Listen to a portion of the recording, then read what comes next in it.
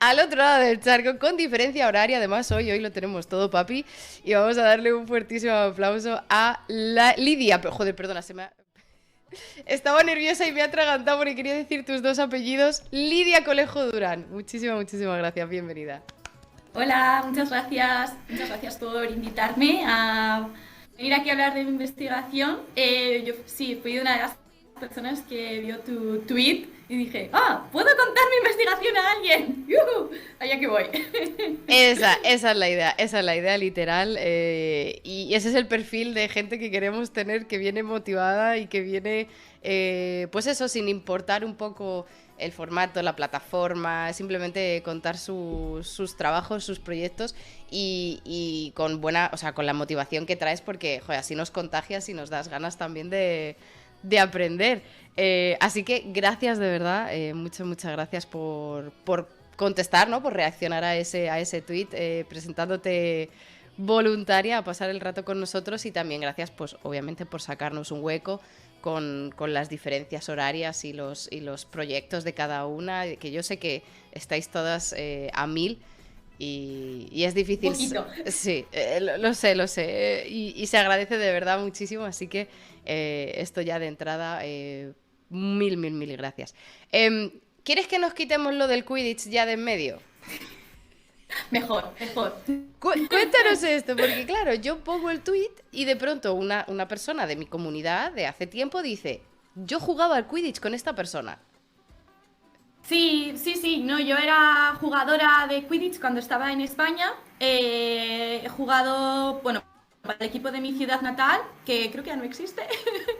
Pero bueno, yo vengo de Vitoria, había un equipo ahí, jugaba ahí. Luego estuve jugando para un equipo de Galicia, que era los Lumos. Y luego, bueno, fui la manager de la selección española de Quidditch también. ¿Cómo? O sea, espera, o sea, ¿tú fuiste la manager de la selección española de Quidditch? Sí. Pero eso no es Sí, como súper top. Bueno, no sé, yo me encargaba de contactar con la... Bueno, hay competiciones internacionales como la Copa de Europa y el Mundial de Quidditch. Yo era la persona encargada de la logística. Entonces, bueno, sí, la manager de logística, no la deportiva. Vale. Se me encargaba, pues básicamente de, vale, ¿quién va a ir? Va a ir esta gente. Vale, ¿dónde nos quedamos? Nos quedamos aquí. Vale. Pues lo que no es deporte, básicamente. Vale, sí, o sea, gestionar que todo saliera más o menos, quitando el partido, pero que todo el resto saliera bien, que todo estuviera sí, que en no transporte. Sí. Eso es. Que Vale. no se deshidrataran, luego les dieran golpes de calor. Hostia. Que no se me fueran demasiado de fiesta. No, básicamente estar ahí de support. Vale, entiendo. Entonces, eso ya fue a tu final de... Quiero decir, primero fuiste jugadora y luego ya acabaste como manager de la selección española. Y luego... De la logística, sí. Y luego cuando ya te fuiste... claro, te fuiste de España, ¿no? Sí. ¿Hace cuánto que te fuiste de España? Me fui en 2020. Septiembre de 2020. Vale. Entonces... Pues yo me vine con la idea de, pues puedo jugar aquí, puedo montar un equipo, pero nada, al final todo eso se quedó en el tintero. Sí que he jugado a Quidditch aquí, con el equipo de Montreal, pero nada, fue un día donde organizaron un torneo, fui, jugué, me lo pasé muy bien, pero ya está. O sea, ahora forma parte de mi pasado, o sea, no de mi presente. Entiendo. Tristemente, pero es lo que hay. Bueno, hay varias preguntas en el chat y yo creo que la gente que no está familiarizada con esto se lo pregunta, porque el Quidditch es el deporte estrella que aparece en la saga del mundo Harry Potter. En todas las películas y en todos los juegos siempre hay una prueba de volar en Quidditch, que las odio con toda mi alma porque son las que peor se me dan de todos los videojuegos de Harry Potter. La escoba y el Quidditch es lo que peor se me da, pero nunca lo he jugado en real life. Y hay mucha gente que se pregunta, ¿no? Pero ¿cómo se juega esto? ¿Qué vas con la escoba? ¿Cómo es esto? Cuéntanos un poco. Vas con un palo entre las piernas y corres con un palo entre las piernas, básicamente. Pero al final vale. Es sorprendentemente fácil. Sí, no te tropiezas. Lo vas sujetando. Claro. Vale, ok. Sí. Entonces, o sea, lo corres, normalmente tienes una mano en la escoba cuando corres y una mano en la pelota, Claro. si tienes pelota, así que no es tan difícil. O sea, parece más complicado de lo que es en realidad. Si quieres jugar, en los 2-3 días que hayas entrenado ya, la escoba es uno más. Vale. ¿Y tú de qué posición jugabas? Yo era chaser, cazador, básicamente pues los que se encargan de marcar goles y de defender. Bien, bien, bien, bien, bien. No, no, no, o sea, a mí me flipa porque yo descubrí hace relativamente poco que este deporte se jugaba en realidad, que había competiciones y que había mundiales y cosas así. Y la verdad es que tengo muchas ganas de ver a los... No sé cuál es el equipo que hay en Berlín, no sé quiénes son. Me hace mucha gracia que estés en Berlín y que hables de Quidditch en Berlín porque tengo un amigo que juega a Quidditch en Berlín. No, oye, pues dime en qué equipo y voy a verle. No me acuerdo el nombre, pero sí, luego te paso el contacto y a que habléis y que te invite. Sí, no, sí. Es que Qué pequeño es el mundo. Es el mundo es muy pequeño. La verdad que me hace muchísima gracia. Claro, porque me pregunta Kirta, ¿sabes si es el mismo amigo que la amiga? Pero yo creo que no, porque es una chica. O sea, es una amiga que tiene una amiga. Entonces creo que no es la misma persona que tu amigo, porque son... No, pero mi amigo conoce a tu amiga, a la amiga de tu amiga, fijo. Seguro, ya, eso sí. Fijo, sí. Eso 100%. O sea Oye, que... pues sí, luego me pasas la info porque es muy curioso a veces las vueltas y los Vaya hobbies, luz. ¿no? Y la trayectoria de cada uno que al final acabas eso, conociendo, yendo a ver un partido de Quidditch en Berlín de alguien que estuvo aquí investigando. Bueno, es maravilloso. Bueno, cubierta la parte de Quidditch, cuando no estabas jugando al Quidditch, ¿qué estudiaste? ¿Cómo te formaste para acabar en Quebec? Bueno, pues yo hice mi grado en biología en la Universidad del País Vasco, en Leioa. Entonces fue muy divertido ir todos los días de Vitoria a Bilbao en autobús y volver. O sea, 1 hora de ida, 1 hora de vuelta, todos los días, durante 5 años. Nada, eso, de grado. Luego me fui a Granada y hice el máster en genética y evolución en la Universidad de Granada. Y hice mi trabajo de fin de máster en la Estación Biológica de Doñana, en el CSIC, en Sevilla.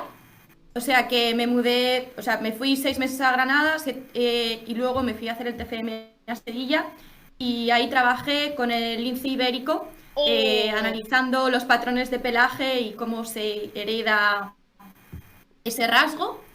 Después me fui...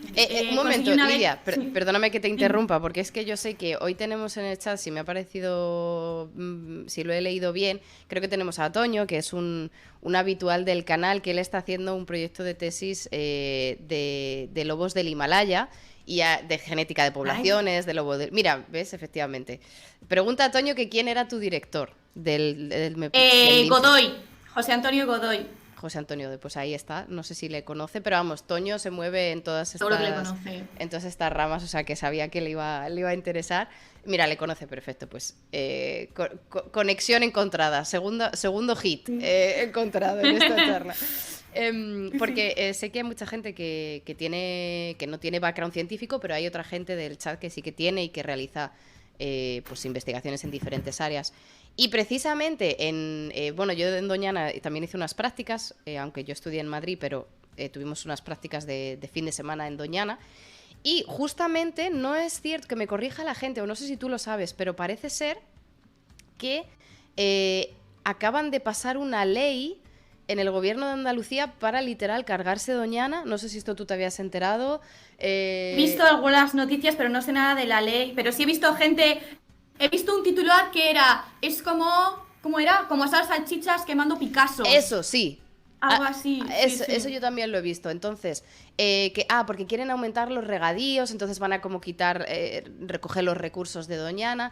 Entonces, simplemente, como has dicho, yo no me meto en polémicas, porque, bueno, quiero decir, no creo que hay otras cosas más eficientes para solucionar estos problemas más que yo aquí diciendo nada. Pero justo como has dicho que realizaste el TFM en estudiando lince en Doñana o en la zona, pues me parece interesante aprovechar para, pues eso, para reivindicar que Doñana es patrimonio nacional y de la humanidad, es un ecosistema increíble. Además de que obviamente hay especies que están bueno, pues en una situación bastante delicada de reproducción, ¿no? Digamos que están en medio extinción. Independientemente, incluso las especies que están bien conservadas, es un entorno maravilloso para conservar y bueno, y si no lo conocéis, si tenéis oportunidad de ver Doñana antes de que se lo carguen o hacer algo para evitar que se lo carguen, pues desde aquí aprovechamos y lanzamos esto. ¿Cómo fue tu TFM en esa zona? ¿Qué te llevas? Pues básicamente mi trabajo tristemente fue todo ordenador, o sea, no pisé el campo. Yo solamente analizaba las fotos de los linces, que eran fotos tomadas en un control que les hacen, que les miden, les pesan, les vacunan, ven que están bien y les sacan una foto. Entonces mi TFM consistió en analizar, pasar un programa que se llamaba Spot Egg a todas estas fotos, y este programa lo que hacía era contar los puntos, las manchas del lince y darme unos parámetros, como la separación entre ellas y eso. Y con estos datos, yo lo que tenía que demostrar era que los linces que están relacionados genéticamente, o sea, padres con hijos y hermanos, bla, bla, bla, tienen un pelaje parecido. Vale. Porque pues, dices, ¿es aleatorio o es genético? Y pues eso, mi TCM consistió en eso, en demostrar que era genético. Para desarrollar como una metodología que dices, vale, este rasgo que sabemos que puede ser hereditario, vale, ¿cómo vamos a demostrar que es hereditario? Así. Y de esta manera podríamos como saber qué linces van a tener qué pelaje. ¿Y esto para qué? Porque, pues vale, los linces son bonitos, claro, tenemos así sus puntitos. Claro, pero ¿para qué? Arriba linces, pero ¿para qué que sea genético la piel? ¿Qué es esto? Sí, pues la idea era que ahora otras personas que siguen allí puedan usar esta metodología para, en vez de aplicárselo al pelaje, se lo apliquen a otros rasgos como la epilepsia y la criptorquidia. La criptorquidia es que a algunos de los machos no les descienden los testículos, entonces son infértiles. ¿Qué pasa? Que, a ver, los linces estos están en un programa que se llama Lynx ex situ, es decir, que es un programa de cría en cautividad que luego los suelta. Sí. ¿Qué pasa? Que tú no te interesa juntar linces que puedan tener crías que son o epilépticas o que tengan criptorquidia, porque luego van a ser infértiles, claro. O no sé, eso, tú no quieres soltar animales enfermos en la naturaleza, pero no tienes ninguna manera de predecir qué animal va a ser epiléptico o criptorquídico si no los puedes saber genéticamente. Claro. Y hacerle el test genético es muy complicado porque no se sabe qué genes codifican para esos rasgos, entonces, y es más caro. Entonces la manera era, yo desarrollé la metodología de cómo predecir la herencia del pelaje para que ahora otras personas puedan predecir otras cosas. Herencia de estos rasgos. Exacto. Ah, oye, súper interesante. Antes de seguir con esto, Lidia, permíteme que haga un parón para agradecer a otra raid que ha venido de ese chocolate. ¿A ti te suena Ibai, Lidia? Sí, paisano pues, además, creo. Efectivamente, paisano tuyo, pues acaba de venir gente de Ibai, así que un saludito, muchísimas gracias a Chocolate por esa raid, muy bienvenidos a todos. Estamos hablando aquí con Lidia, aquí a este lado tenemos aquí a Lidia, que nos está hablando de, bueno, en concreto nos está hablando de su TFM, de su proyecto de fin de máster en Doñana, que por si no os suena, los que sois de España, vamos, un paisaje natural que tenéis que ver, donde ella hacía investigación con, pues eso, con genéticas de linces que no le bajaban los testículos. Justo, es que habéis llegado justo en el momento en el de a los linces que no le bajan los testículos, esos los que analizaba yo. Perfecto contexto. Así que nada, muy bienvenidos a todos y muchísimas gracias por esa raid. Vale, entonces tú hiciste el proyecto así de análisis genético de linces en Doñana y ahora lo que estás haciendo es el doctorado, ¿verdad? Sí. Sí. Eso es. Y nada más terminar esto, ¿tenías claro que querías irte al extranjero o cómo acabaste? ¿Cómo surge esto? El máster, antes de irme al doctorado, hice otro paso intermedio que es pedí una beca que se llama Global Training, que son unas becas del gobierno vasco, que es para hacer una estancia en un centro de investigación en el extranjero. Y bueno, pues fui una de las personas que ganó la beca y me fui a Copenhague, al Museo de Historia Natural de Copenhague, y ahí estuve trabajando con el análisis de ADN antiguo de la población humana de allí. Y básicamente pues estoy aprendiendo la técnica de cómo se extrae, o sea, desde que tú tienes un hueso de una tumba hasta que tienes la secuencia en tu ordenador. Entonces he aprendido el proceso. Claro, porque... Y nada, eso fue muy guay. Es que, claro, cuando hablamos de genética de poblaciones o análisis de restos arqueológicos o de restos de lo que sea, claro, al final mucho del tiempo que se dedica a analizar esos datos es, como tú decías, en ordenador también, ¿no? Tanto con fotos como si utilizas bases de datos genéticas. Al final eso es picar data, igual que hace un programador. O sea, es que es muy parecido ese tipo de trabajo. Te vienen las secuencias genéticas y tienes que compararlas con otras cosas, buscar, ponerlas en BLAST o en lo que sea para identificar secuencias y tal. Y es mucho trabajo de ordenador en realidad. Pero claro, para que tú llegues a tener esa secuencia genética en tu ordenador, tiene que salir de algún sitio.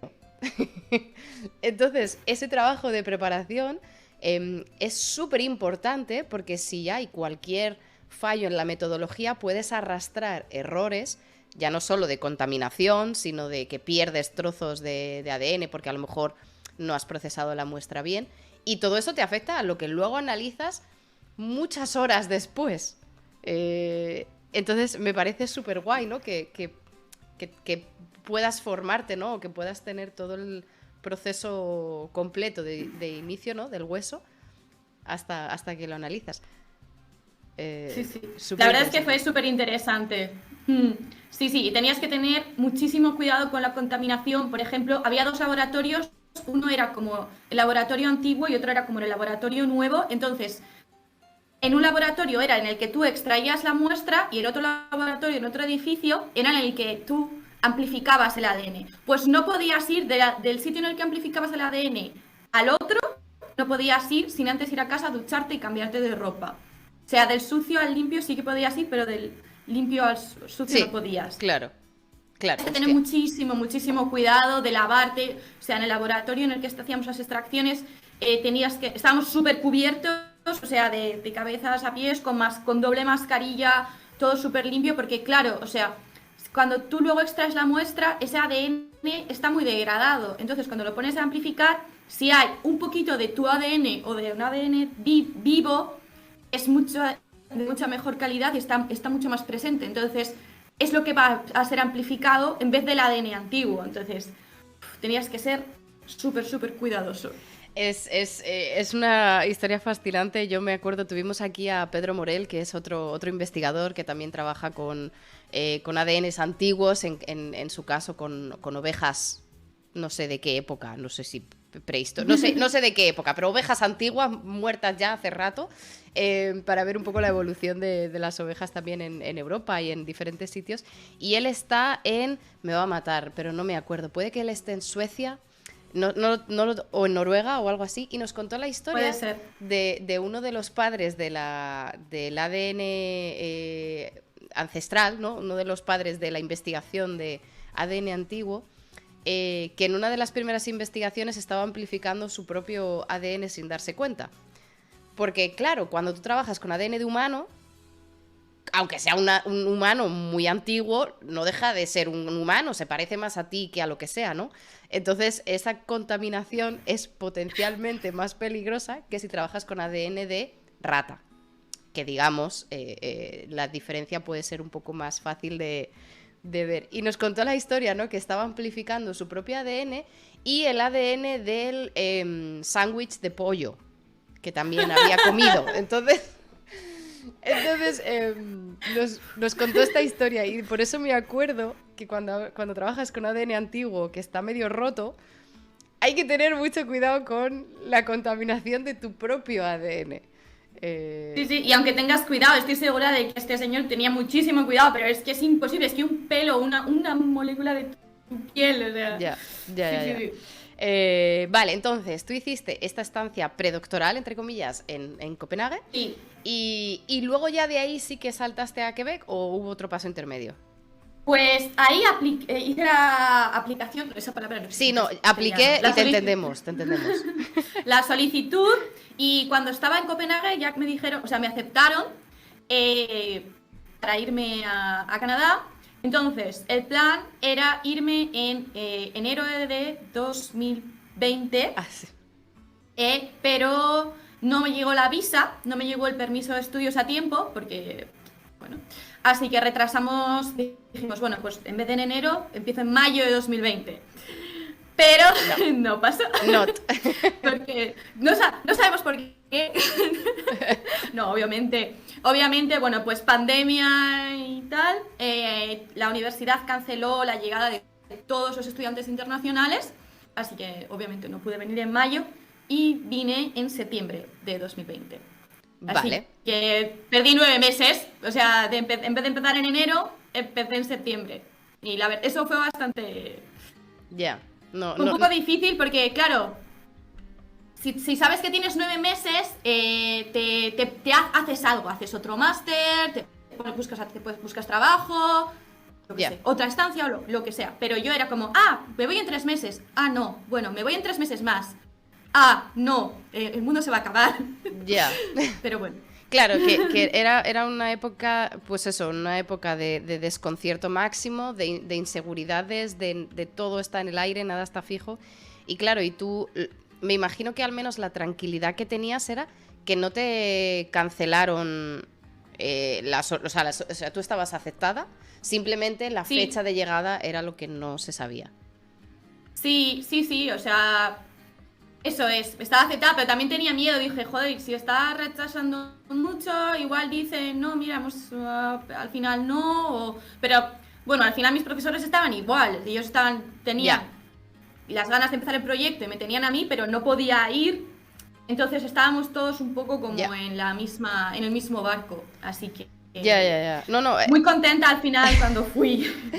Claro, o sea, que quiero decir que parece como que le he quitado hierro al asunto, para nada, que me imagino que es una situación complicada de gestionar, tanto para ti como para la universidad, porque al fin y al cabo todos en ciencia, spoiler alert, en ciencia hay muchos factores condicionados por el dinero, esto es así, y cuando tú tienes un proyecto que quieres, que a lo mejor lo tienes ready, que no sale por motivos X, pero que tú tienes que seguir publicando, tú tienes que seguir generando data. Un retraso de 9 meses en ciencia es mucho más. O sea, el retraso real no es de 9 meses, es de muchísimo más tiempo. Entonces, obviamente es terrible, sobre todo para empezar un PhD, que llegas ahí con ganas, con motivación y tal. Y me imagino que no fue fácil, como tú dices, porque si te hubieran dicho desde un primer momento, mira, 9 meses, dices, vale, pues yo aquí lo dedico a lo que sea. Y como no fue así, pues imagino que fue, bueno, poco ideal para lo haber elegido. Pero bueno, llegaste, septiembre de 2020, llegas allí. Sí, después sí. Llego aquí, hago, bueno, primero cuarentena de 2 semanas encerrada. Pero bueno, ya está, medidas de que tenía Canadá. Y nada, luego, a ver, pues fue un poco complicado al inicio porque... no había muchas cosas en persona, pero bueno, bien, pudimos empezar el proyecto. Bueno, también al principio, bueno, estoy en la provincia de Quebec, entonces Quebec es una provincia francófona. Yo no hablaba francés antes de venir. Bueno, todos esos 9 meses me sirvió para aprender un poquito de francés antes de venir. Mira, no hay mal que por bien no venga. Bien. Pero nada, cuando vine fue cuando ya me puse a aprender francés. Entonces, los primeros meses fue un poco de hola, ¿qué está pasando? Y aprender francés, buscar un sitio donde quedarme, empezar empezar a escribir la proposición del proyecto, porque bueno, como funciona en Canadá, en mi universidad, en mi programa, es que los primeros meses escribes como un súper proyecto corto en plan de esto es lo que voy a hacer. Luego, cuando pasa un año, pasas el examen que se llama el predoc, que después de un año, o sea, te pasas todo el primer año preparándote ese examen, que es decir, voy a investigar, este es mi capítulo 1, capítulo 2, capítulo 3, y esto es lo que voy a hacer, esta es la metodología, esta es toda la bibliografía, y básicamente presentas como una mini tesis, pero con lo que vas a hacer, ¿no? Ujú. Y presentando tus datos, pero todavía no has hecho ningún análisis ni tienes ningún resultado, como muchos resultados preliminares. Vale. Y ya te hacen ese examen. Es con una presentación y unas preguntas de, bueno, 2 horas de preguntas sobre tu tesis que todavía no has hecho y sobre tus conocimientos generales sobre el tema. Si no apruebas, goodbye. Hostia, Vale. A ver, si no apruebas, tienes como Ya. a veces tienes una segunda oportunidad, a veces no. Yo tuve la suerte de que me salió muy bien, pero tienes el primer año, o sea, llegas y tienes un año para prepararte eso, y claro, todo ese año, sobre todo si eres estudiante internacional, que como es mi caso, pues era un poco de, si no apruebo, se acabó la aventura canadiense, pero bueno, no, o sea, todo fue bien. Claro, además que, todo este trabajo, entre comillas, es lo que harías igualmente, aunque no tuvieras ese examen, ¿no? O sea, digamos, el trabajo de preparación, mirarte bibliografía, empaparte de los métodos, entre comillas, eso lo haces durante cualquier doctorado, ¿no? A lo mejor, obviamente, no tan intuit, porque no depende de tu examen de lo bien que te lo hayas preparado, pero lo bueno, entre comillas, o la parte positiva que yo le veo a eso es que en esa ronda de presentación y de preguntas, claro, te pueden preguntar, bueno, ¿y si esto no funciona? ¿Qué piensas hacer? ¿Y si esto no funciona? Y claro, y eso es una maravilla para tener luego en tu arsenal cuando te pones a hacer las cosas, ¿no? Sí, no, la verdad es que eso tiene una ventaja, y tiene la ventaja para ti de que adquieres un montón de conocimientos sobre tu tema antes de ponerte. Tiene la ventaja para la universidad de que filtran, de que la gente que no pasa ese examen, pues igual es que no va a poder terminar el PhD. Así que sí, pero también tiene una desventaja, y es que no vas a tener nunca un paper el primer año, porque no estás trabajando en eso. O sea, una persona en otros programas, tú empiezas y ya empiezas como con una parte de tu investigación y vas como, vale, de principio a fin con esto, de principio a fin con esto y de principio a fin con esto. Tú no, tú haces como el principio de todos todos tus capítulos, y luego durante el resto de los años haces como el final. Es como dividir el trabajo, en plan, todo el principio de tus capítulos se va a tu primer año de investigación. Entiendo. Y también en el caso de estudiantes internacionales es como un poco también hacerte a dónde estás. Claro, porque, claro, o sea, tú llegas y no tienes... Bueno, aquí lo gracioso también es que los pisos te los dan vacíos. O sea, que tienes que llegar y tienes que comprarte todo, pero todo, incluso... O sea, no solo la cama y los muebles y el sofá, el frigorífico, la lavadora, la secadora, porque, bueno, en invierno obviamente sin secadora, a ver cómo secas la ropa, y el horno. O sea, tienes que empezar a montarte o sea, llegas y tienes que empezar tu investigación, buscarte una casa, comprar todo eso y, no sé, empezar como a montar tu vida. Tu vida, claro. Aquí. Entonces, un poco... Y además que... cuando tú haces un proyecto, o sea, mudarte de país es una experiencia, o sea, independientemente, aunque estés trabajando en el mismo puesto, imagínate, el mismo puesto de trabajo, porque haces teletrabajo en un país y en otro, eso ya supone un esfuerzo de adaptación, porque estás en otro país. Súmale otro idioma, súmale proyecto de investigación. Tienes que, o sea, ¿a qué gimnasio vas? No sé si tú eres de gimnasio o no, pero bueno, sí. Búscate el gimnasio, búscate el supermercado, ¿dónde está la farmacia? Mierda, ahora tengo que ir a correos, ¿dónde estará el correos? O sea, es mucho, es una experiencia, quiero decir, no es imposible, la gente sobrevive, pero chupa de tu última gota de vida y existencia. Ya solamente hacer un doctorado es bueno, una experiencia intensa, y hacerlo en un país extranjero es extra más, ¿no?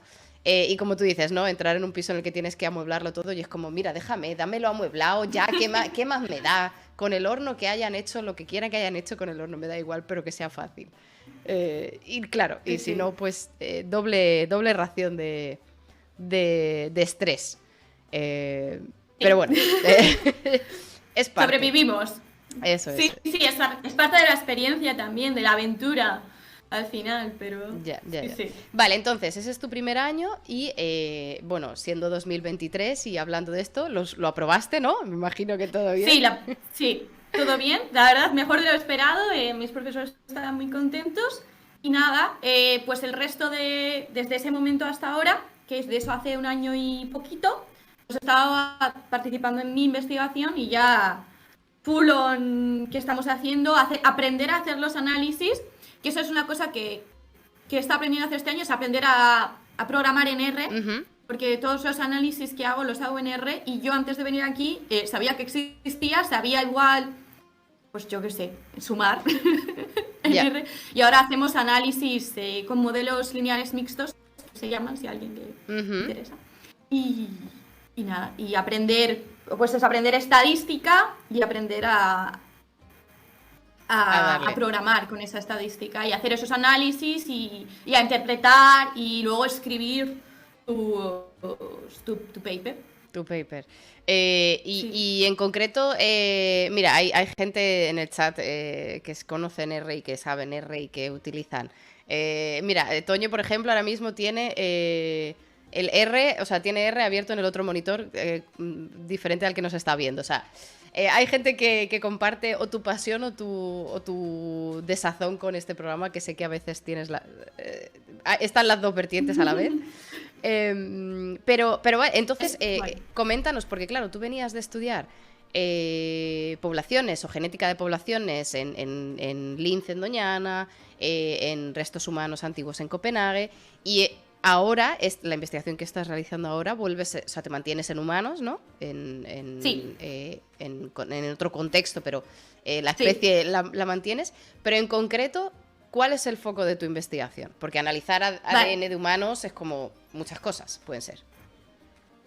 Pues ahora estamos estudiando la población humana preindustrial de Quebec. Entonces, a ver, a Quebec la gente llegó en barco desde Francia y pues llegaron primero al norte, a la ciudad de Quebec, que es más o menos donde se pusieron los primeros asentamientos, en 1602, si no me equivoco.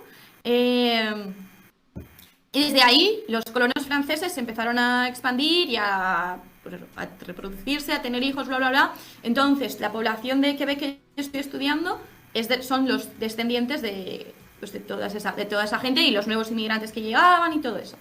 Vale, y la base de datos que yo tengo de estas personas, no tengo ADN, desgraciadamente, pero tengo su genealogía.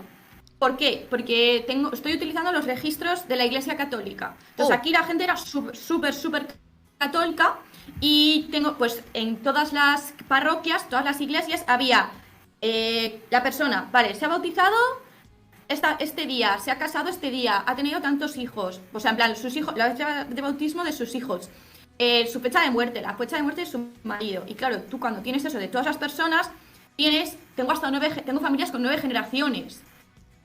Entonces tienes muchísima información. Y encima aquí la gente tenía una cantidad inmensa de hijos. La media que tengo pues es que es entre 6 y 8 uy, hijos uy, nacidos por familia. O sea, uy. luego la supervivencia no, pero, o sea, una barbaridad. Pero, o sea, que la media es de entre 6 y 8. O sea, la media, o sea, que hay gente que tenía 20.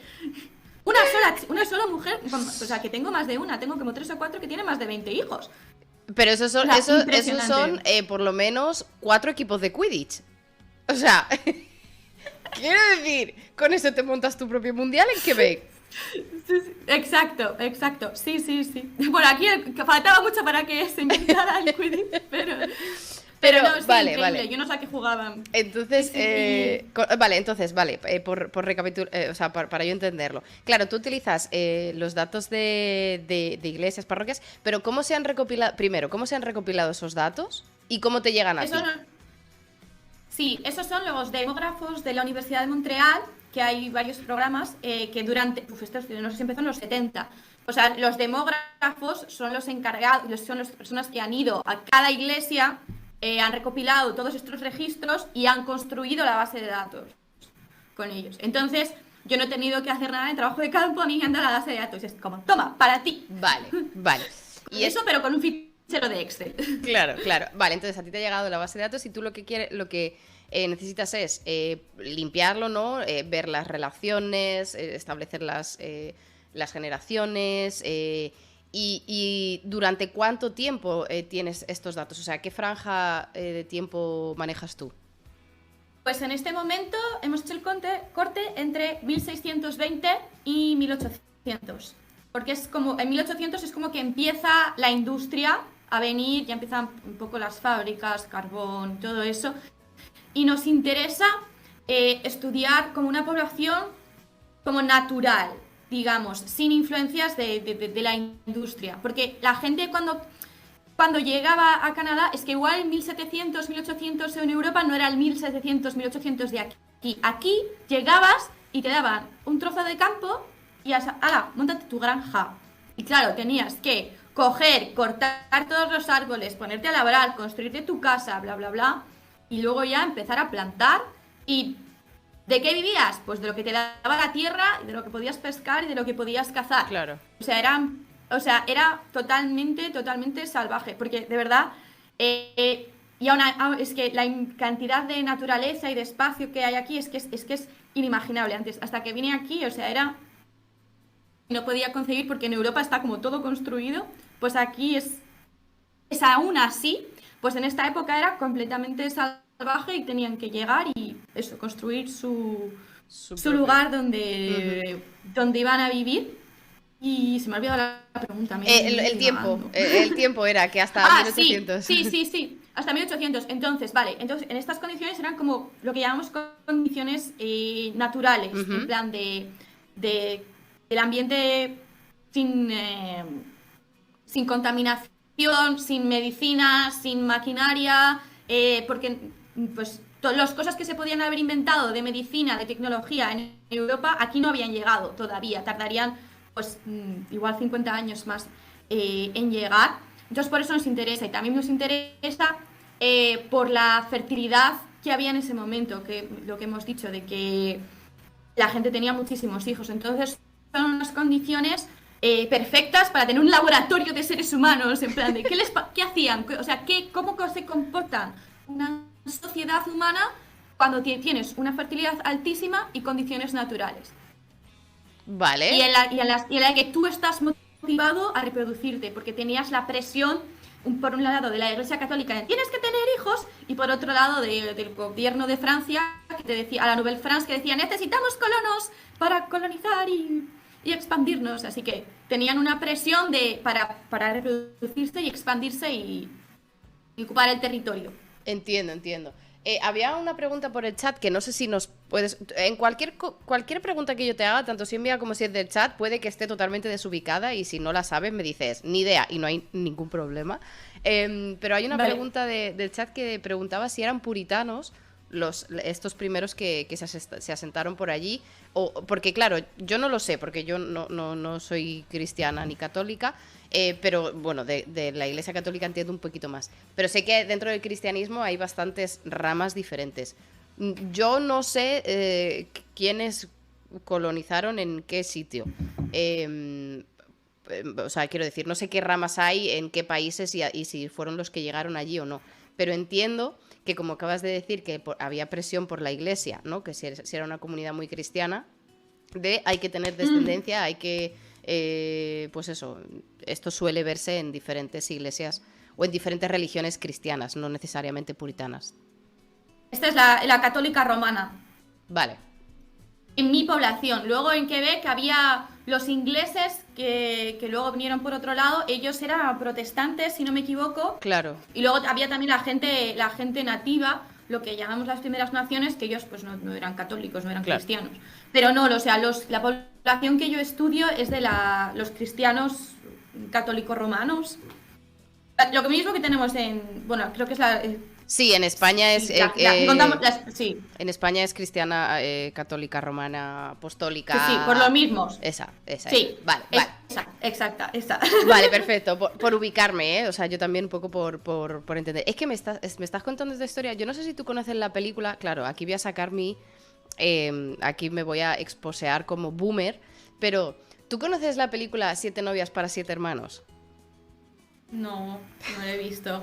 Venga, Boomer Alert, gente del chat. ¿Alguien conoce esta película? Es antigua, quiero decir, es antigua de los 60 o de los...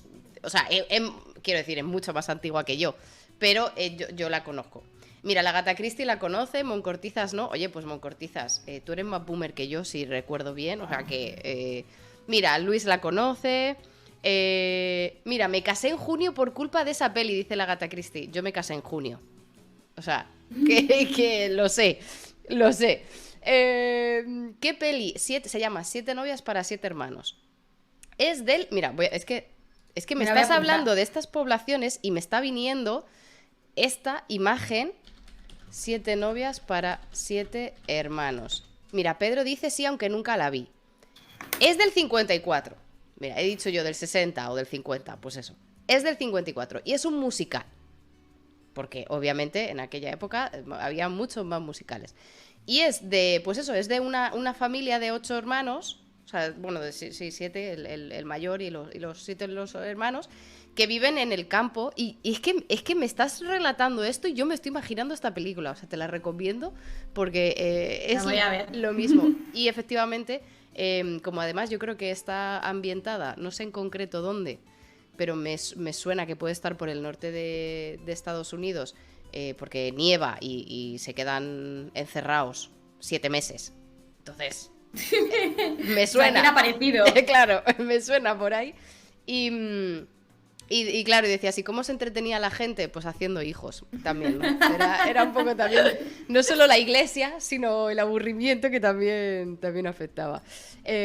Vale, entonces, tú estudias, perdona por el derrotero, tú estudias eso, las dinámicas poblacionales o de reproducción o de rutinas o en plan, no sé, ¿qué más datos puedes sacar? ¿Qué alimentación tenían o qué puedes sacar?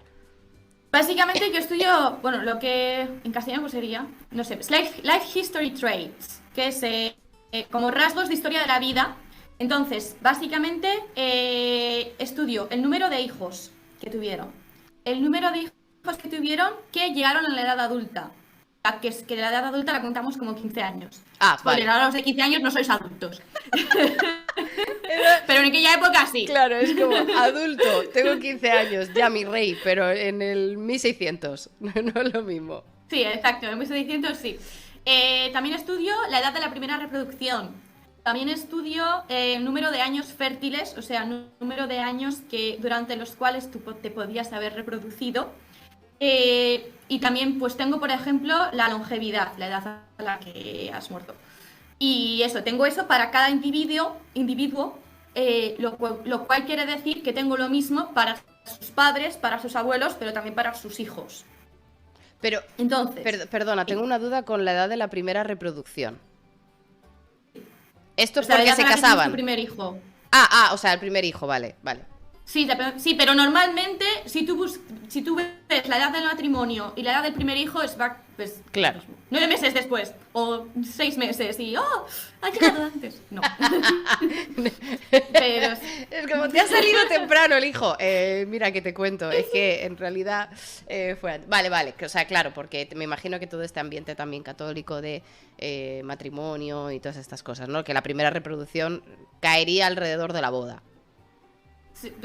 Sí, como después de la boda. Lo que pasa es que hay algunas fechas que, por ejemplo, como la gente estaba tan aislada, porque eso, a veces, por ejemplo, si un bebé nacía en enero, pues igual el cura no lo registraba como, vale, ha nacido el 10 de enero, igual lo registraba como, vale, ha nacido el 1 de enero y registramos a todos los niños nacidos en enero como nacidos el 1 de enero.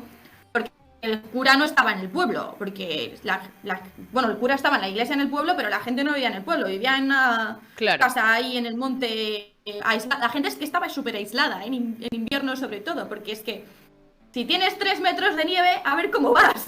¿Ves? Esto en la película hacen una canción sobre el tema. Si es que es literal representativo. Claro, entonces, claro, porque tú dices... tienes unos datos, o sea, me da la sensación de que tienes unos datos súper exactos, teniendo en cuenta la situación que había, que tampoco era tan fácil registrar, coordinarte, ¿no? Bajar al pueblo, sobre todo, como tú dices, en las épocas de invierno.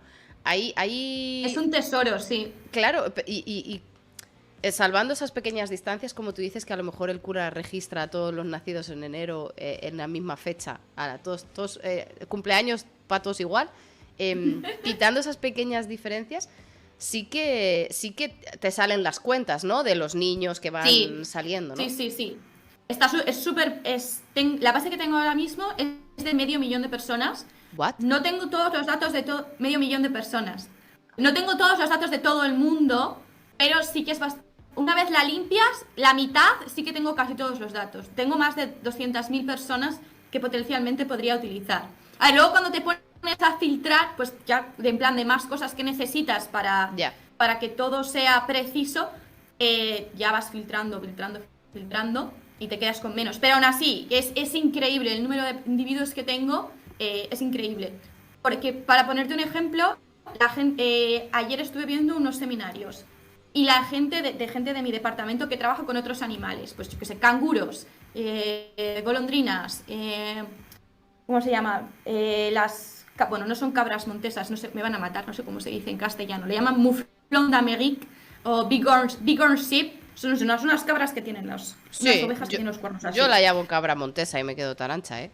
Sí, pero es otro bicho. Vale, ok. Pues las poblaciones que tienes son como 100, 200, 300. Yo tengo, en el artículo que vamos a publicar pronto, tengo 8.000. Y son solo mujeres. O sea, una vez filtrado todo esto, saber que tienes que filtrar un montón de cosas porque luego en tus modelos usas mucho. Pero cuantos menos cosas necesites, más gente te puedes quedar. Y si solo necesitas número de hijos, cuándo has muerto y cuándo has nacido, tengo 200.000. Claro, entiendo. Mira, me dicen en el chat, muflones se llaman, perdón, que es que... Muflón, vale, pues sí. Yo no había oído su nombre en mi vida y he estudiado biología. A lo mejor no tenía que haber aprobado, pero yo no había oído el nombre. Pero, vale, entonces, claro, cuando tú menos restrictiva eres con los datos que quieres analizar, te sube la base de datos más. Eso es. Oye, y pregunta que a lo mejor no sé si alguna vez te ha salido. Cuando tú estás socializando con la gente de por allí, ¿hay alguien que te dice, oye, mírame a ver si tienes a mi ancestro en tu base de datos? Pues seguramente esté, pero no puedo mirarlo porque yo no tengo los apellidos. Mis individuos son un número. Yo no sé quiénes son. Pero la base de datos originales sí que tiene nombre y apellidos y sí, o sea, sus ancestros están, y si son de aquí, sus ancestros están en mi base de datos, pero yo no puedo saber quiénes son. Pero los demógrafos sí. Qué guay. Y sí, se pueden trazar y pueden saber hasta incluso en qué barco llegaron y de qué región de Francia vinieron. Sí, o sea, es más, hay otros grupos que sí que hacen análisis genético y sí, o sea... porque... Es una pasada. Dices que hay otro estudio que hace análisis genético porque los restos de algunos me imagino que sí que los tenéis, aunque tú no trabajes con ellos. Sí, claro, van a las tumbas y dicen, vale, esta persona por genealogía es esta persona. ¿Están genéticamente relacionados? Sí. Y de esta manera, esto me ha servido mucho para mi base de datos porque me preguntan, claro, pero tú tienes ahí quién es el padre, pero igual no era su padre. ¡Ah! Pues claro. Sí era su padre. Porque antes, gracias a esto que han hecho de ir a las tumbas y ver, vale, esta persona era de esta familia y tenemos esta persona que está viva ahora, ¿está genéticamente relacionado? Pues han descubierto que había menos de 1% de casos en los que no era descendiente, o sea que había habido alguna infidelidad por el medio. Menos de 1%. O sea, todo el resto, el que era menos del 1%. Claro, estamos hablando de la Iglesia Católica ahí en plan de ¡oh, infieles! No, o sea, se lo tomaban muy en serio. Claro, es que es verdad, no había caído en eso, pero que una cosa es que en el registro el cura ponga que tú eras el padre y otra cosa es que lo fueras de verdad.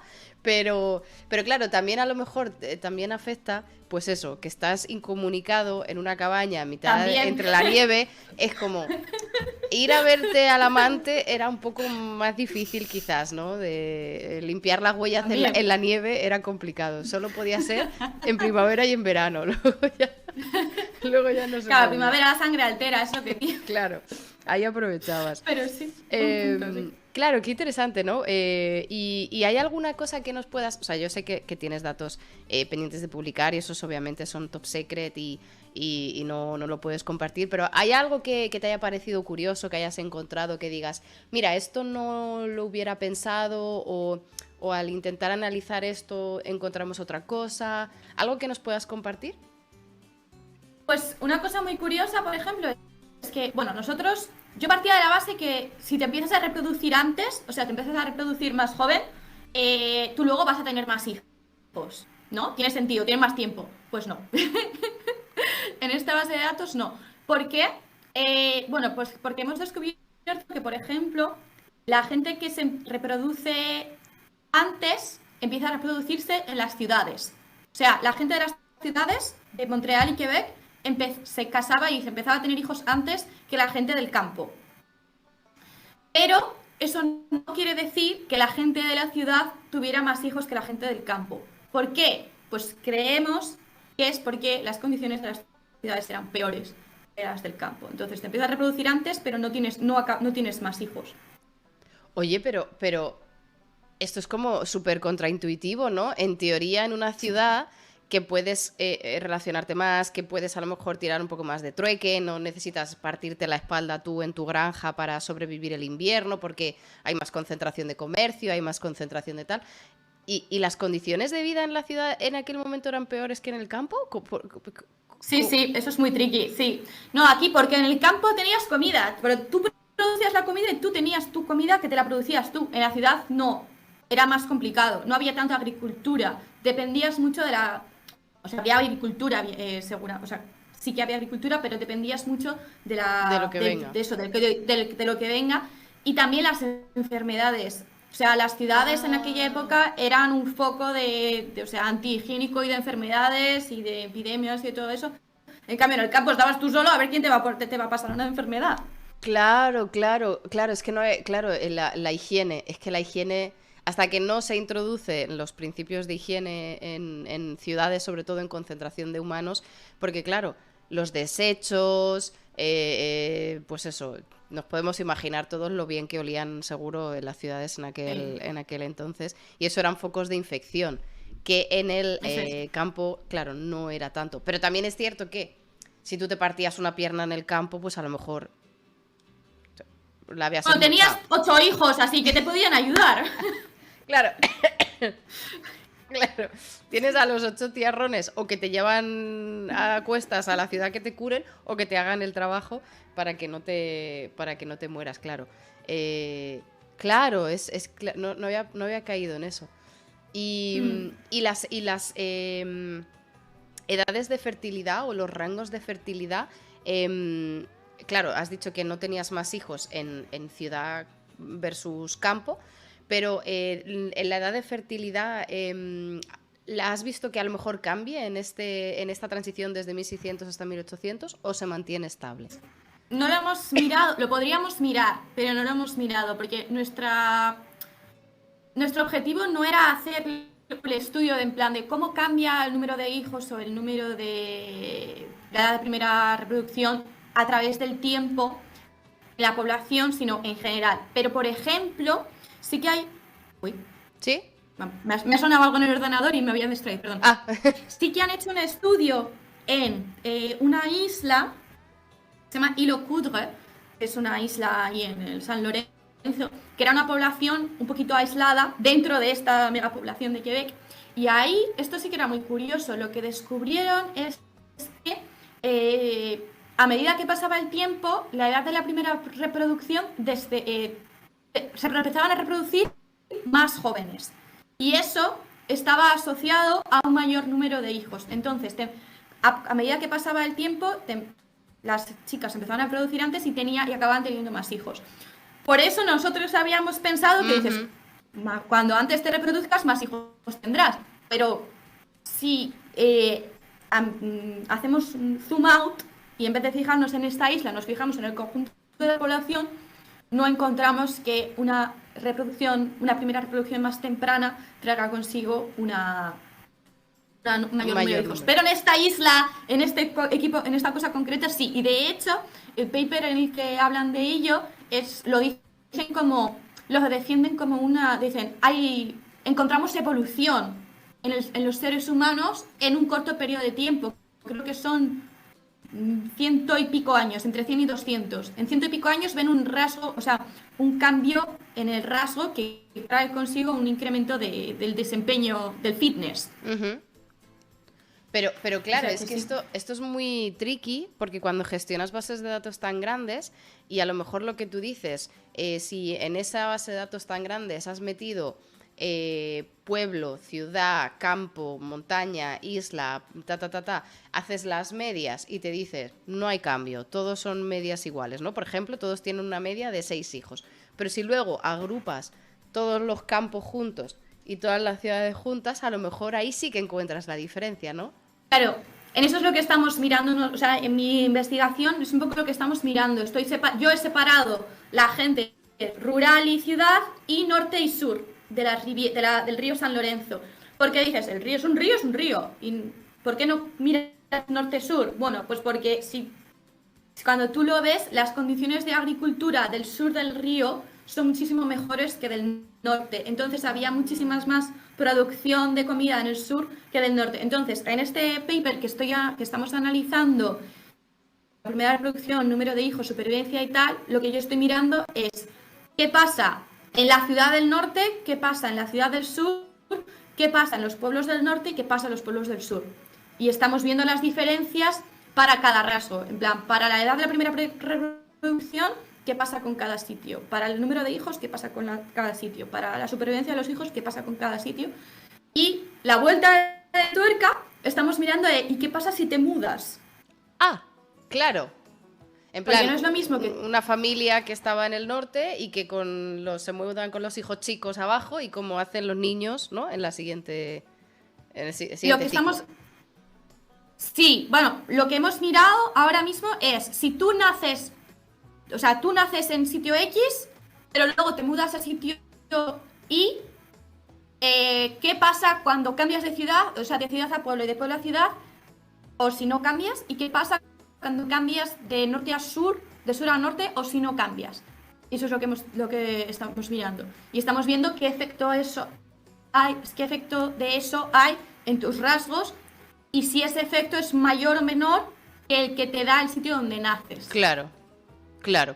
Porque digamos que si tú, entre comillas, si yo he nacido en ciudad, en el sur, por estadística, yo tendría que tener, pues eso, mi primera reproducción a los, no sé, 14 o a los 16, no lo sé, y 5 hijos. Eso por haber nacido yo ahí, ¿no? Porque es la media de esa ciudad. Si yo, nada más jovencita, con 2 o 3 años o 6, me mudo al pueblo al norte, que tiene una media diferente y unas características diferentes. Entonces me analizas y ves si yo me asemejo más al origen que tengo o a lo que se estila en ese pueblo.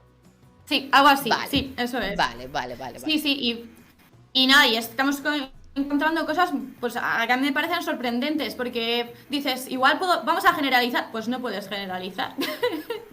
Porque cada rasgo, rollo, lo que pasa con la primera reproducción y lo que pasa con el número de hijos, lo que pasa con la supervivencia, es afectado de manera diferente por todas estas combinaciones. Y es Claro. como, vale. Y luego ya sí que nos estamos poniendo ahí, vale, ¿por qué pasa esto? Esto pasa por esto, esto pasa por esto, esto pasa por esto.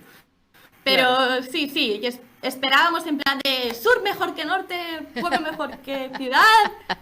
Y esa era nuestra hipótesis y ala. Y luego dices, pues Claro. sí, pero no en este caso, porque no sé qué. Claro, Listo. tú vas ahí empezando el PhD diciendo, quiero ser científica, y luego te hace la ciencia, ¡zasca! Y te da así una hostia y dices, vale, vamos a calmarnos, es parte de hacer la ciencia. Pero claro, es que estás jugando con muchísimos factores que tampoco sabes, como tú dices, ¿no? Estás mirando una foto del pasado que no sabes muy bien cómo interpretar las interacciones. No sé hasta qué punto, como tú dices, estabas hablando de que en las ciudades había limitación a lo mejor de alimentos y enfermedades o infecciones. Claro, yo no sé hasta qué punto tú puedes atribuir hasta qué punto tienes la confianza suficiente como para decir los datos de este año están afectados por una epidemia. ¿Cómo lo sabes? Hay un... Es Pues justo eso sí lo sabemos. ¿Ah, sí? Porque los demógrafos sí que lo saben. Lo de las claro. epidemias, los demógrafos, justo los... Pues es muy gracioso que justo menciones las epidemias, porque justo los demógrafos de Montreal con los que trabajamos, ellos sí que tienen identificados en qué años ha habido epidemias y una hipótesis de qué enfermedad. Y han descubierto que las epidemias, pero eso empiezan un poco más tarde, porque empiezan en 1700 y pico, o sea que no coge toda mi database, pero sí que saben un poco, en plan, había ciclos de cada 7 años de la enfermedad, porque claro, tú dices, 7 años, vale, o sea, por ejemplo, en el año 1 llega la enfermedad, se te mueren todos los niños de esa edad, o no todos, o sea, te mueren muchos niños de esa edad y todo el resto que no se muere están inmunizados. Vale, pues pasan 7 años, llega la enfermedad otra vez, pues la enfermedad ya tiene durante esos 7 años han nacido un montón de niños que puede volver a infectar, pero todos los mayores de 7 años o ya se habían muerto o ya están inmunizados, entonces vuelve a actuar y así, entonces sí que han descubierto ciclos, pero esos datos sí que es verdad que no los estamos metiendo, porque es que eso, nosotros sí que estamos juntando un poco en plan de qué pasaba con toda esta gente de todo este sitio, no estamos yendo como año por año, porque es que eso ya sería...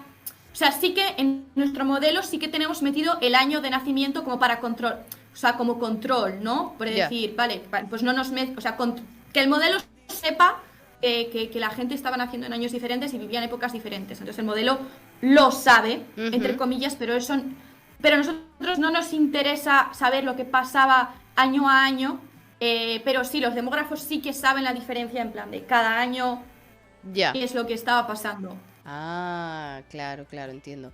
Y bueno, y no sé, a lo mejor en este contexto súper católico, claro, las defunciones que venían con extrema unción, ¿no? O sea, con confesión, todo eso también estaba registrado, ¿no? Y no sé si a lo mejor hay datos extra que podéis sacar de ahí que puedan decir, pues murió por esto o por otra cosa. ¿Esos son datos que existen? No, lamentablemente no tenemos datos en esta base de datos no pone de que morían. Igual en alguno, pero no, en la base de datos que yo tengo no viene la causa de la muerte. Pero, por ejemplo, una cosa de la que sí sabemos es que muchísimas mujeres morían en el parto. Porque esto es muy, bueno, es un poco gracioso y triste. Mira, además tengo una pizarra, voy a dibujar. Venga, dale. O sea, vemos una cosa, o sea, si esto es el número de años y esta es la frecuencia, pues como esta sería edad y esta sería frecuencia, o sea, el número de gente, pues vemos una cosa así en las mujeres.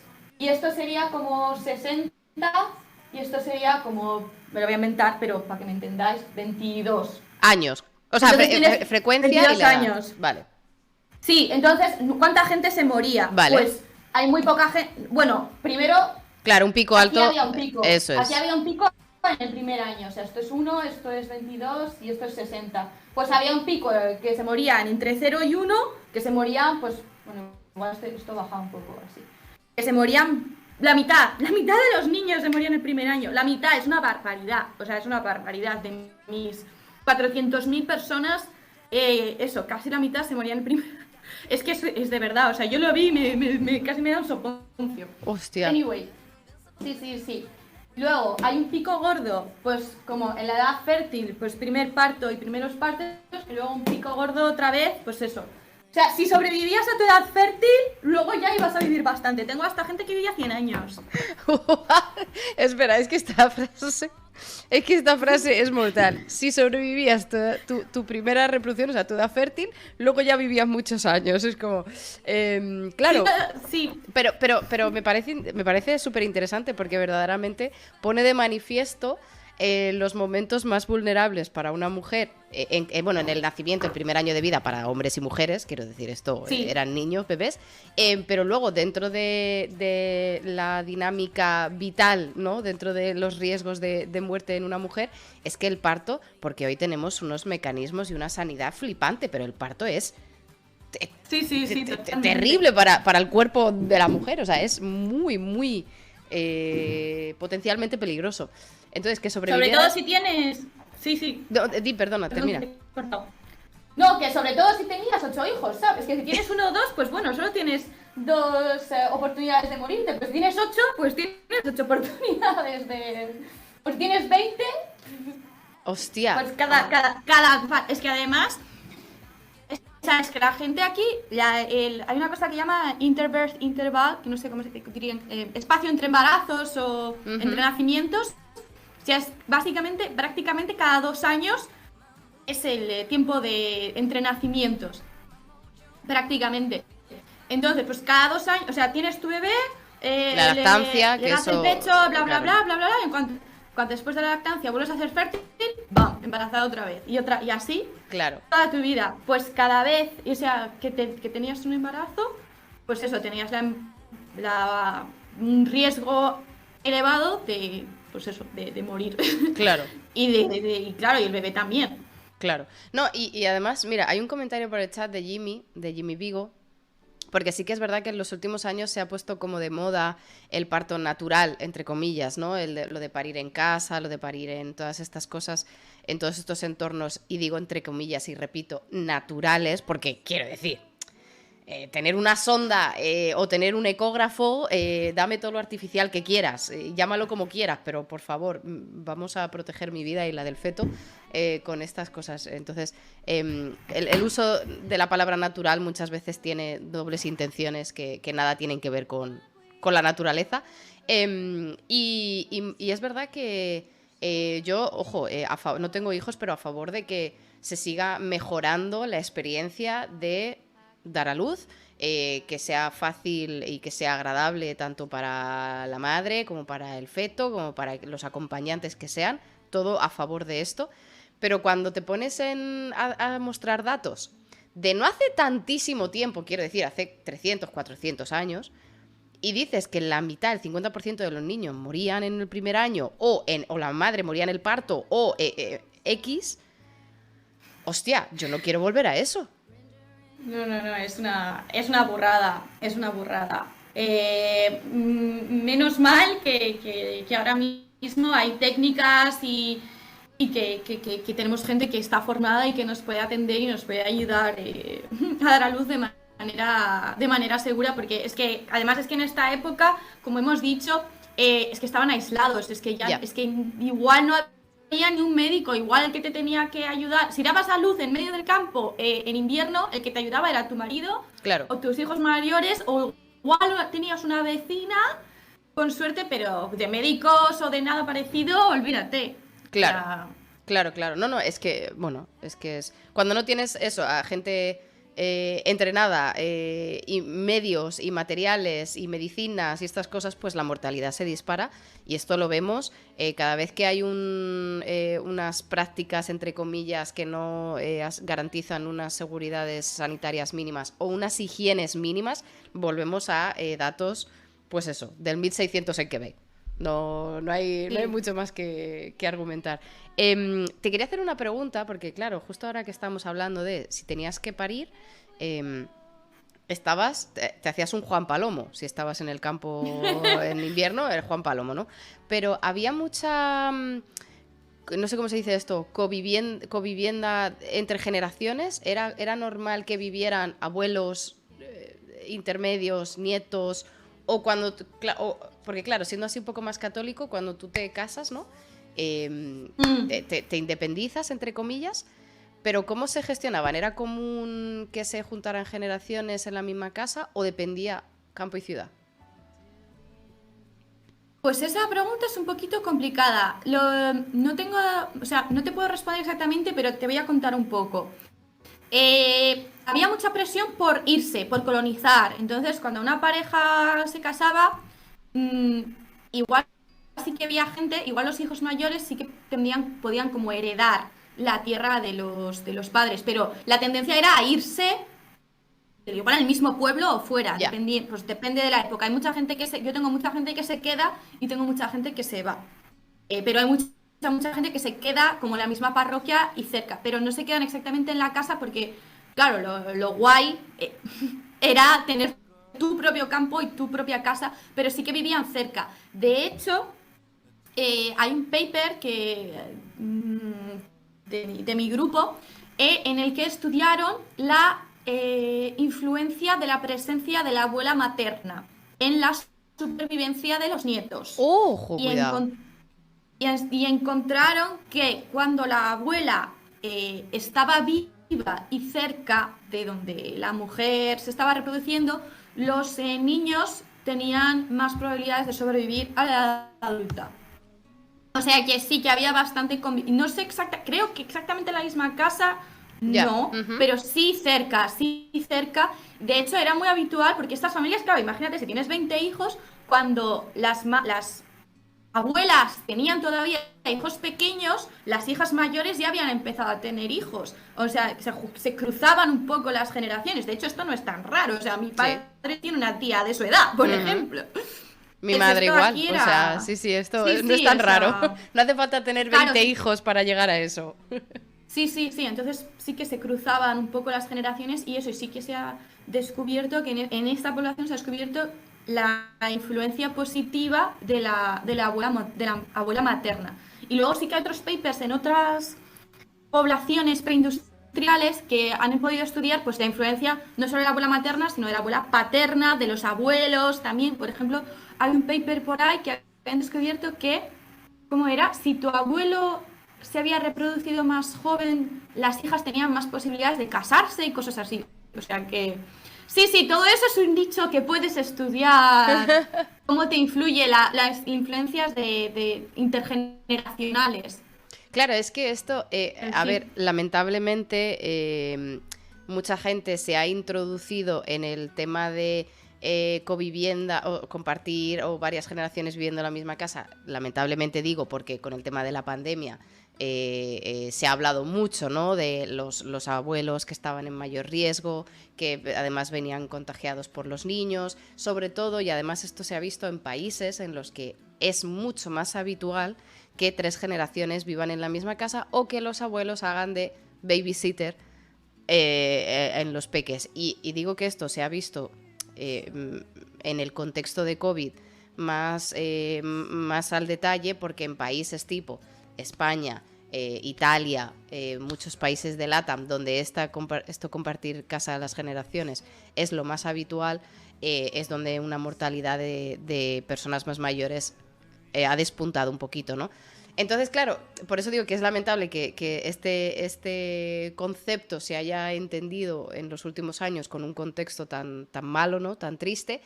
Pero, oye, mira, este contexto más positivo de si tú tenías, y que además es súper intuitivo también, si tú tienes a tu madre que ha tenido 20 hijos y que ahora mismo está pasando por otro embarazo a la misma vez que tú también estás pasando por un embarazo, pues a lo mejor algo te puede decir, a lo mejor algo te puede ayudar. Y no sé Sí. si en el éxito reproductivo en términos de cantidad de hijos o en sobrevivir al parto. No sé si esto también puede influir, ¿no?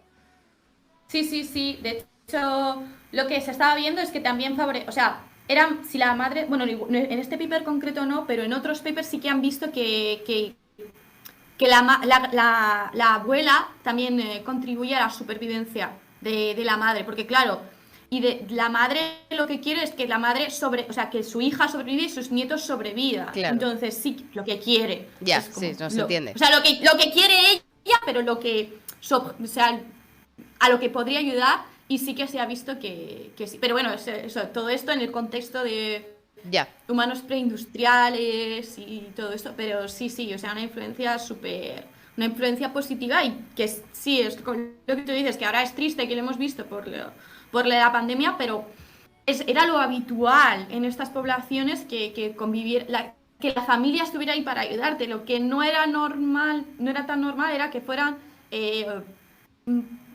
padres en este contexto, o sea, padre y madre en este contexto solos con los niños. No, había como más Claro. gente alrededor. Claro, claro, claro, entiendo, entiendo. Mm. Mira, hay una pregunta en el chat bueno, que es un poco turbia. Bueno, quiero decir, la pregunta no es turbia, pero el contexto es turbio y que no sé si nos puedes contestar, porque a lo mejor no, tampoco lo tienes en tu base de datos.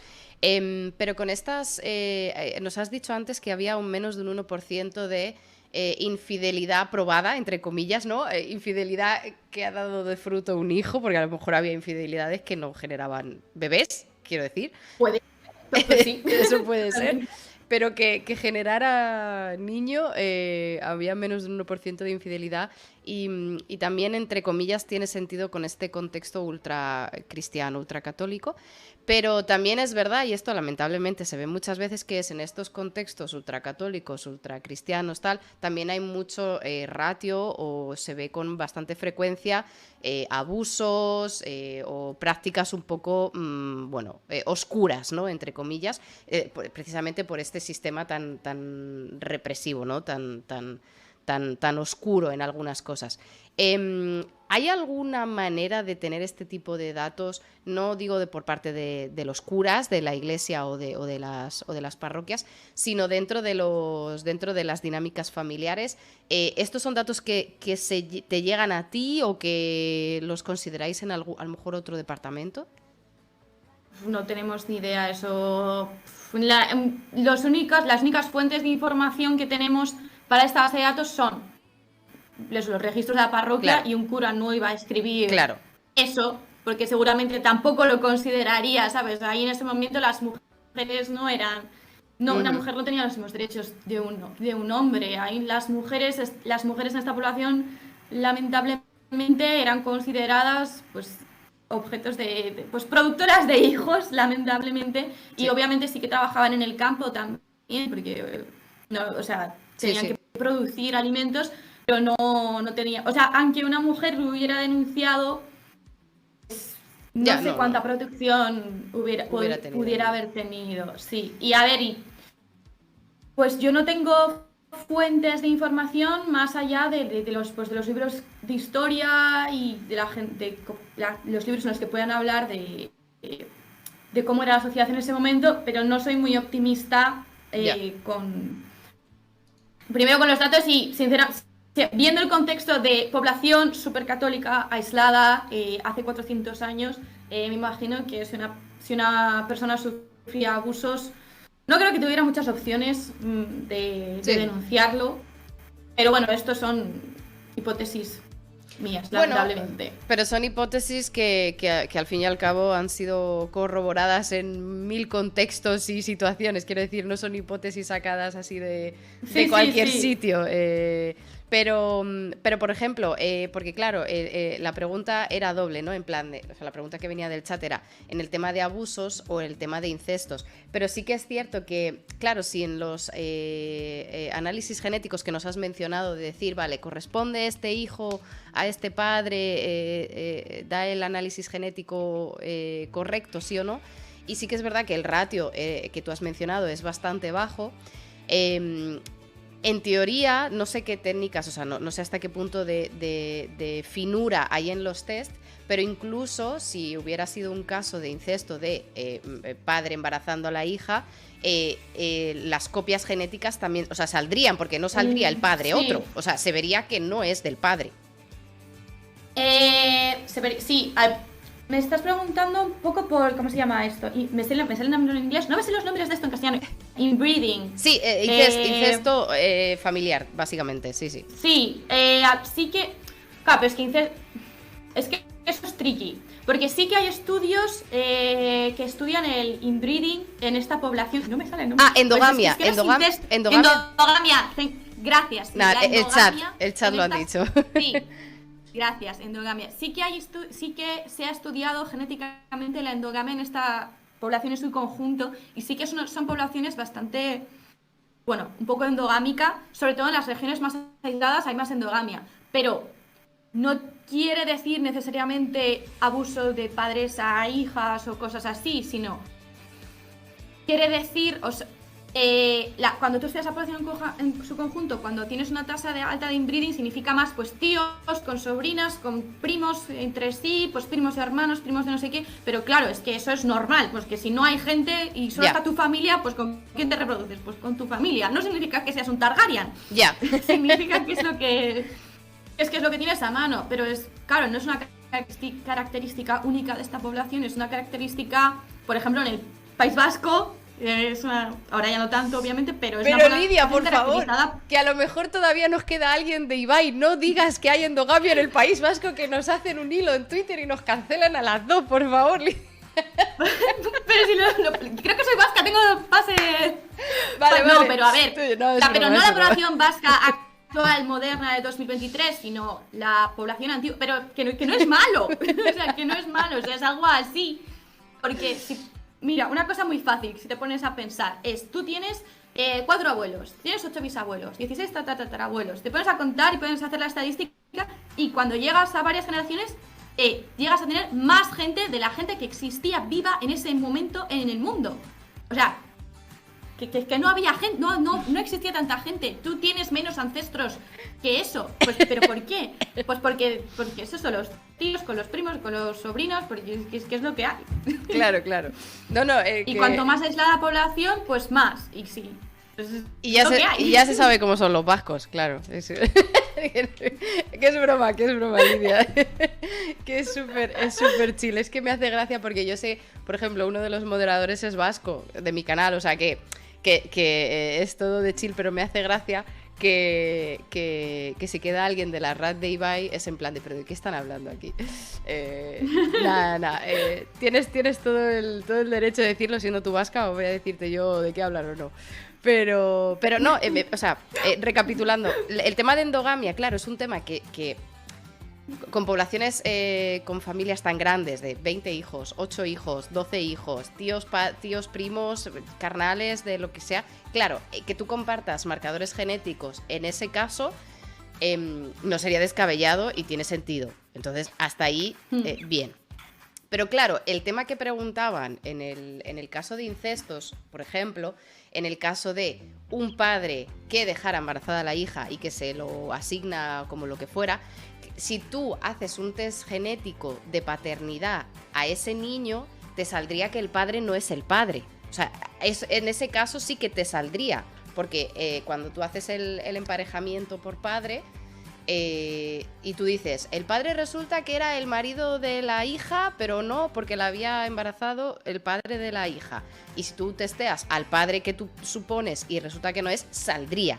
Y en ese tipo de test, lo que has dicho es que era un menos del 1% de que no cuadraba. De que no cuadraba, sí, eso es. Bueno, a ver, pero la cosa es que no tiene que ser incesto. Es más complicado que todo eso, porque ni siquiera lo hacen de padres, o sea, en plan, su hijo, o sea, en plan, este señor era su padre, este señor era su tatara. Bueno, ya. Es como lo han hecho, porque, o sea, lo han hecho con personas de ahora comparándolo a su ancestro. Vale. Para ver si había habido cosas que no esperaban entre medias. O sea que ahí puede haber una black box de a saber más o menos el mejunje que haya habido, pero yo te he testeado a ti en la actualidad con un tatarabuelo de lo que sea. Sí, y porque genealógicamente sabemos que es tu tatarabuelo, entonces, ¿es tu tatarabuelo genealógicamente? Sí. ¿Es tu tatarabuelo genéticamente? Vamos a comprobarlo. Pues sí. Y es verdad para el 99% de los casos. Vale. Entonces, no ha habido entre medias nada que no fuera verdad. La genealogía. Entiendo. O sea, no ha habido... Vale, ya te he pillado, sí. Claro, es que eso es un poco una conexión con un salto temporal mucho más grande que los casos. Entonces, bueno, no sé, creo que en realidad la respuesta es no sabemos, no puedes saber qué ratio de incestos o qué ratio de esas cosas, porque claro, luego decían, claro, pero si entonces el padre lo registra como que es hijo suyo y de su mujer en vez de la niña, claro, pues entonces, pues a saber qué sale entonces. Sí. Pero bueno, vale, gracias por aclarar el concepto del test genético.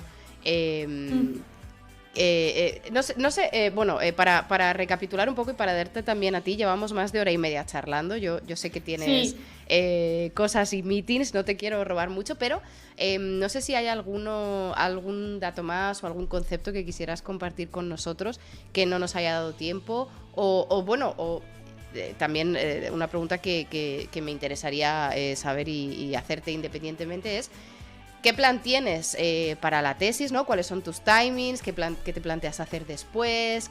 ¿Cómo enfocas un poco tu futuro a corto o medio plazo? Pues en teoría se supone que la fecha límite es septiembre de 2024, pero claro, ya veremos. Pero sí, ese es el objetivo porque claro, empecé en septiembre de 2020, entonces son 4 años, pues estaría bien terminar a partir o cerca de septiembre de 2024. Yo creo que va a ser más 2025, pero vamos viendo. Y nada, después, pues no lo sé. No lo sé. Lo que sí que tengo claro es que no quiero ser profesora de universidad, entonces no tengo muy claro que vaya a seguir en la academia. Porque primeramente es extremadamente competitivo y, o sea, es un embudo tremendo, porque toda la gente que terminamos los PhDs y luego la gente que acaba teniendo una posición competente de tenure, que lo llaman aquí, allí creo que es cátedra, sí. Pues es que no. Y también, no sé, yo veo a mis profesores y les veo que tienen unas capacidades increíbles, o sea, son personas súper inteligentes, con un montón de capacidad, pero también les veo agobiados. Yo les veo agobiados porque tienen 10 estudiantes entre máster, postdoc, doctorandos, están en no sé cuántos proyectos, están en no sé cuántas cosas, tienen que hacer su propia investigación, tienen que organizar congresos, participar en congresos, o sea, una locura. Y yo, sinceramente, me gustaría dedicarme a la investigación, pero en algo en un contexto un poquito menos tryhard, devastador, estresante. Sí, es que yo, o sea, no sé, mira, por ejemplo, hace poco, por el Día de la Mujer, organizamos como un evento y estuvimos entrevistando a varias profesoras y que nos contaran la experiencia de la conciliación trabajo-familia para profesoras de universidad. Que obviamente la conciliación trabajo-familia ya es complicado para todo el mundo, y una profesora de universidad, pues bueno, que por lo menos tiene una posición ligeramente privilegiada porque el sueldo es tremendo y es una persona respetada en la sociedad, o sea que tienes una posición, digamos, un poquito de poder. Pues aún así, o sea, ellas diciendo que es que se pasa súper mal, que una chica diciendo que se levantaba a las 4 de la mañana porque si no, no llegaba a hacer todo lo que tenía que hacer, y diciendo, bueno, pues pero este año me he propuesto sacar 1 hora a la semana para hacer ejercicio para mí. Y yo pensando, 1 hora a la semana. O sea, te quiero decir, o sea, que muy bien, que bien por ella por defender y decir, qué bien, he conseguido sacar 1 hora a la semana para hacer ejercicio para mí. Yo pensando, ¿cómo que 1 hora a la semana? Pero es que ¿cómo que no? Eso es terrible. A mí las rutinas estas eso, que nos intentan vender en TikTok o en Instagram o en YouTube de si te levantas 1 hora y media antes todos los días, eres capaz de hacer no sé qué. Es como, no, soy capaz de dormir 1 hora y media menos. O sea, levantarme 1 hora y media antes no es dormir menos. No me puedes sacar horas de mi sueño vital. Eso no está bien. No puede ser. Y el sacar 1 hora a la semana. Y ya era un logro. Para ella ya era un logro. Y es como, a ver. Ya. No sé, no lo veo. No es algo que. Ya. O sea, los admiro de verdad a todas las personas. Y si hay gente escuchando o gente que es profesora, good for you. O sea, os admiro, sois increíbles. Pero mira, no es para mí. Yo igual soy una cobarde porque era una vida un poquito más fácil. Pero no me apetece que esa sea mi vida, de levantarme a las 4 de la mañana porque si no, no llego a todo. Claro. Prefiero levantarme a las 6. Es que porque claro, pregunta Kirtas en plan de, bueno, pero si ya duermes suficientes horas. Es que primero, no todo el mundo necesita las mismas horas para funcionar. Segundo, si me estás diciendo que te vas a levantar a las 4 porque no llegas a todo lo que tienes que hacer en el día, eso quiere decir que no llegan las 7 de la tarde y estás en el sofá. No, eso quiere decir que te dan las 12 de la noche y ya te caes del sueño, te duermes, pero luego al día siguiente te tienes que levantar a las 4 porque volvemos a que no llegas. O sea, claro, yo soy muy fan de tener tus horas de sueño, hacer hobbies, o sea, tener hobbies, tener tiempo libre. Claro, pero si no llegas a funcionar como persona, entonces no tiene sentido ese horario. Y no tiene sentido las tareas que tienes al día, porque el día tiene 24 horas. No hay más así. Sí, eso es que la carga de trabajo que tienen es increíble y además de todo eso, es que eso, lo de hacer el review de los papers que te mandan las revistas, porque que eso ya es otra cosa, eso ya es otro tema, de que tienes que hacer trabajo gratis para las revistas, pero luego cuando tú quieres publicar tienes que pagar muchísimo dinero. Sí. Hemos hablado de esto también aquí. Sí. Pues eso, así que mi idea es buscar un trabajo en la industria. O en el gobierno, hacerme funcionaria, ya veremos. Y lo que sí que no sé es dónde voy a ir tampoco, no sé si me voy a querer quedar en Canadá, si voy a volver a Europa. En España me parece muy complicado. Bueno, me parece que es... Yo no sé, o sea, en España ciencia pública complicado, o sea, sí. Pero oigo muy buenas cosas del País Vasco. No sé si es una opción que tú considerarías volver o no, no lo sé, pero sí que es verdad que oigo cosas buenas tanto en industria como en investigación pública, que está relativamente bien financiado. Pero no tengo ejemplo ni personal ni muy cercano que pueda ser, pero creo que dentro de España es uno de los mejores sitios, parece ser. Sí. No, sí. Seguro que cosas había, pero claro, también tienes los... Claro, ¿qué prefieres? ¿Estar cerca de casa con el sueldo de esa zona o estar en otro país que igual, seguramente ofrezca salarios muchísimo mejores, que seguramente el mercado de la vivienda sea mejor? Claro, es que es ahí los trade-off que se llaman, los intercambios. Sí. No puedes tenerlo todo, ¿no? Claro. La verdad es que todavía no lo sé qué voy a hacer. Una vez termine o se acerque la fecha de terminar, pues haré un poco como antes de venir, y es ver qué hay, presentar solicitudes y ver dónde sale. También una opción podría ser Australia. Es una de las cosas que tengo en mente, que mi pareja trabajando allí muchos años, porque él es de Nueva Zelanda, estuvo trabajando en Australia, entonces me vende un poco la moto de Australia. Bien. Y ya veremos. Pero lo que pasa es que claro, pero a mí lo malo también de Australia es que, bueno, primero yo vivo en Sherbrooke, que está cerca de Montreal, que si quiero ir a visitar a mi familia, pues son 6 horas de vuelo. O sea, que es bastante, o sea, que no puedes decir, me voy mañana. Ya. No, pero que es algo más factible, ¿no? Y más barato. Pero claro, no es lo mismo ir aquí, que estar aquí. Ya. Y tener que hacer toda la vuelta. Claro. Pero bueno. Pero, y además, bueno, yo no lo sé tampoco personalmente porque no he estado nunca en Australia, pero también me llega la información, o tengo la sensación de que no sé si yendo con pareja es más fácil o menos fácil, no lo sé, por el tema de visas, pero sí que tiene pinta de ser complicado establecerte para largo tiempo en Australia, por tema de visas y permisos, que es en plan de si no haces algo relevante para el país, te piras, no sé cuánto de verdad hay en esto, claro, también depende un poco de la idea que tengas, si es en plan, mira, vamos a probar un postdoc quizás, o simplemente una rotación a ver qué tal, pero por lo que a mí me llega, también tiene muy buena investigación, y son bastante top en algunos campos, o sea que no suena del todo mal como opción. Está claro que si la opción no es tentativa, no me voy a ir, así que ya veremos. O sea, si hay una buena opción y que, a ver, si me ofrecen un contrato de 6 meses, pues igual digo, mira, igual no me cunde. Claro. Cruzar hasta ahí por 6 meses, pero sí, que todo dependerá de las condiciones que encuentre por ahí y veremos a ver para dónde voy. Claro. Oye, pues igualmente, sea donde sea que acabes, muchísima suerte con el siguiente paso. Bueno, primero con la tesis, con el paper, con todo lo que todavía tienes por delante, que no es moco de pavo. Muchísimo ánimo. ¿Te parece que coja un par de preguntitas de las que ha habido por el Discord?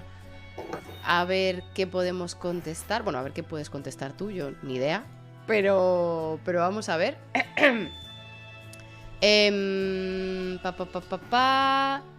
Vale, una pregunta de Piocchio, que pregunta si se ha publicado el estudio que mira la similitud con compatibilidad genética Creo que, no sé, Piokio, dame contexto, porque no sé en concreto si estábamos hablando de humanos o lo de linces o lo que, en qué momento de la charla has llegado tú. Y dice, no sé de qué facultad de Madrid, lo estaba mirando para ver si en fotos... vale, en humanos. Pero... a ver, que nos dé contexto Piokio, porque pregunta...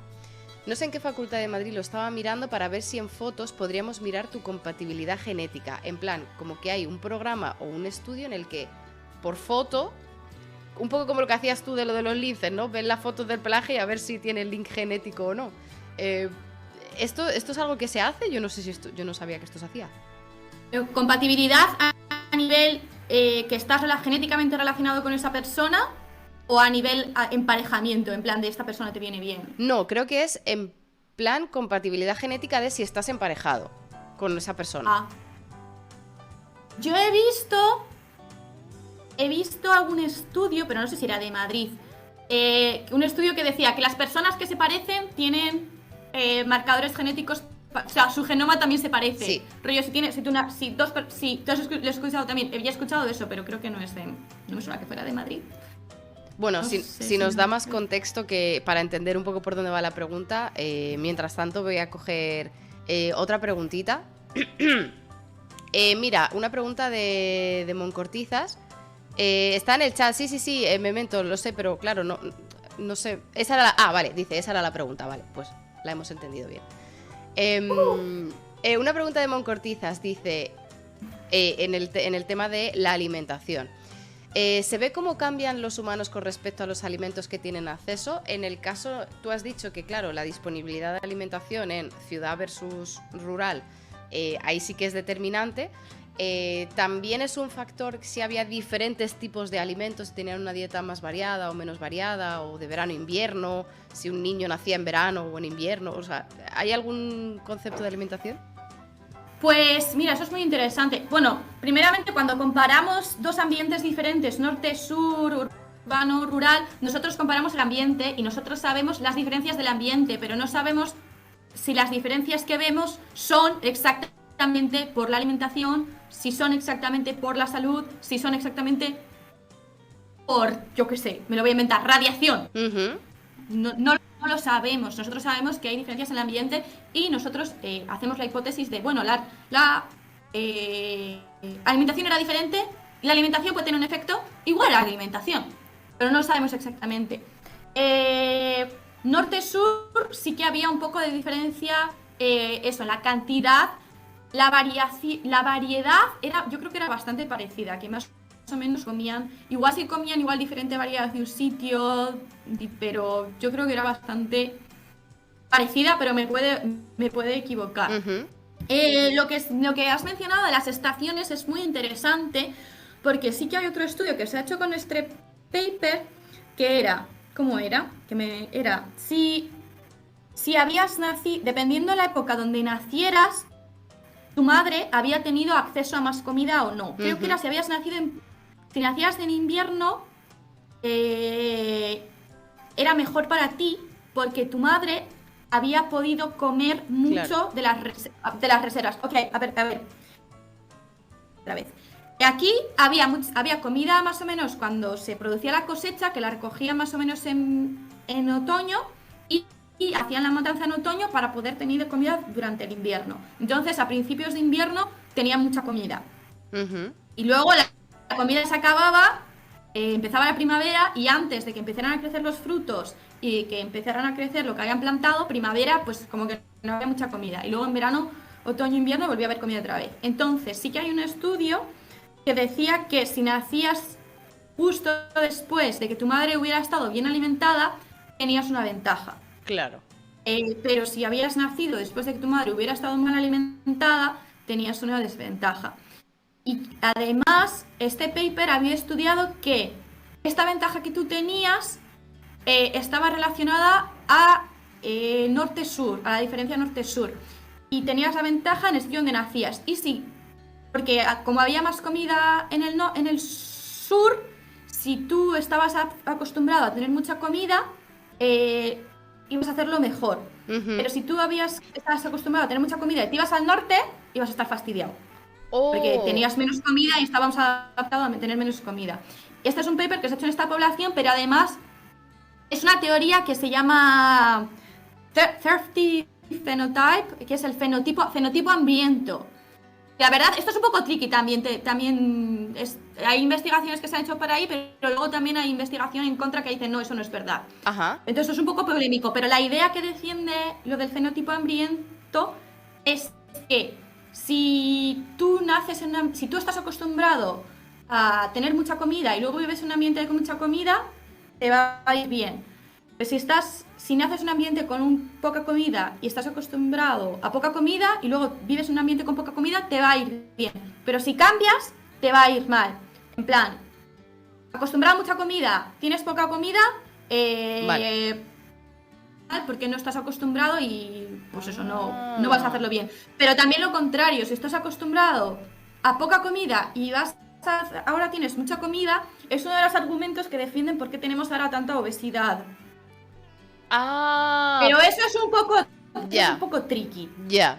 Pero esta teoría existe y es lo que defiende, y hay contextos específicos, como el de mi población, en el que estamos viendo un poco eso, pero no es extrapolable. O sea, claro.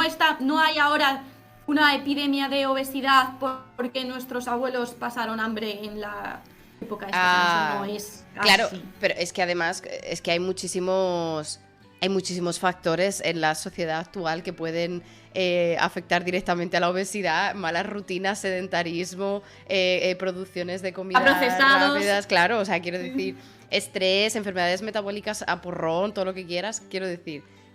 Entiendo el link en el contexto en el que tú dices hay menos elementos que puedan actuar metabólicamente tan directamente, ¿no? Y a lo mejor esa extrapolación está un poco cogida con pinzas. Porque a lo mejor a mí me afecta mucho más no tener tiempo para hacer deporte que el hecho de que mi abuelo pasara hambre en la guerra. Exacto, sí, o no tener tiempo para ir al supermercado o ir a la verdulería de tu casa y cocinar y... Sí, claro. Exacto, sí. Que me gustaría a mí también echarle la culpa a mi abuelo, quiero decir, que yo me subiría a ese carro 100%, pero que a lo mejor hay alguien que me dice, no te vengas tan arriba, que no es tan importante. Vale. Mira, Yukito dice, pero no es por los azúcares y la mala dieta lo de la obesidad, en plan simplificado. Claro, pues eso era el argumento es lo que estamos diciendo, de que no puedes tan fácilmente coger una observación o una hipótesis que a lo mejor está validada y sustentada en un contexto y extrapolarla en una condición, precisamente porque el contexto cambia y el contexto es importante siempre. Oye, pues he hecho, creo que he dejado un par de preguntillas, pero no quiero robarte mucho más tiempo, que llevamos 2 horas aquí. Si te parece bien, te voy a hacer la última pregunta que le hago a todas las personas que pasan por aquí, que es siempre la misma. Y por mi parte estaríamos. A ver, última pregunta. Te voy a pedir que nos dejes una recomendación literaria, divulgativa, artística, pictórica, dramatúrgica, lo que sea que te haya gustado especialmente, o que digas, pues mira, esta es la última peli que he visto que me ha explotado la mente, o el último libro que me he leído que me ha encantado. No tiene por qué ser de ciencia, o sea, da igual, no tiene por qué ser ni de Quebec, ni de evolución, ni de genética, puede ser el último manga que hayas leído, da igual. Y eso, algo que sea especial por algún motivo para ti, y que nos lo dejes de recomendación para mí, para el chat. Pues te voy a recomendar mi película favorita. Vale, venga. Seguro que mucha gente ya la ha visto, es una película un poco antigua. Es El hombre bicentenario. Sí, y me parece una historia absolutamente maravillosa. Está basada en una novela de Isaac Asimov. También os recomiendo la novela, si podéis, porque cambian algunas cositas. Es que, no sé, me parece una historia, o sea, el argumento de... Es un robot, pero tiene... Bueno, es un robot. Sí, vale. No voy a hacer spoilers por si alguien no la ha visto, pero es un robot y cambia cosas en su naturaleza y luego pasan cosas. Con ese robot. No sé, me parece una historia preciosa, con muchísima imaginación. Me parece que es una que plantea muchas preguntas que igual nos tenemos que plantear dentro de poco, sobre todo con todo el auge de la inteligencia artificial y la tecnología, o sea, el futuro ya está aquí. Entonces, sí, yo recomiendo esa película y esa novela. Me parece una obra maestra de la ciencia ficción. Oye, maravilloso, pues esa recomendación queda para el chat. Y hoy me vas a permitir que yo te recomiende la de 7 novias para 7 hermanos, que ya lo he... Sí, la tengo apuntada, me la voy a ver. Perfecto. A ver, lo han dicho por ahí en el chat y yo lo apoyo 100%. Es machismo a golpe de música. Quiero decir, es del 54. Es como cuando... Claro, machista, así que... Es como cuando te sorprendes que dices, es que la IA es un poco machista, y es como, hello, si la has entrenado en el mundo en el que vivimos, que es machista, ¿qué espera mi rey? Entonces, claro, efectivamente, la película es machismo puro y duro, donde, pues eso, tienes que buscarle novias para todos tus hermanos, quiero decir. ¿Y cómo buscan las novias? Secuestrándolas. Es que esto es así, esto no es spoiler, esto es el planteamiento de... el rapto de las Sabinas, de los romanos. Entonces, quiero decir, ¿es machista? Sí. Yo la tengo mucha nostalgia, le tengo mucho cariño, obviamente, con todas las diferencias. Y si hay alguien en el chat que dice, venga, voy a darle un intento, y luego se sorprende, cogedla con contexto. El contexto es 1954. El contexto es importante. Claro. Entonces, a mí me parece graciosa porque es humorística, ¿no? Es romántica, es musical, entonces a mí me parece graciosa.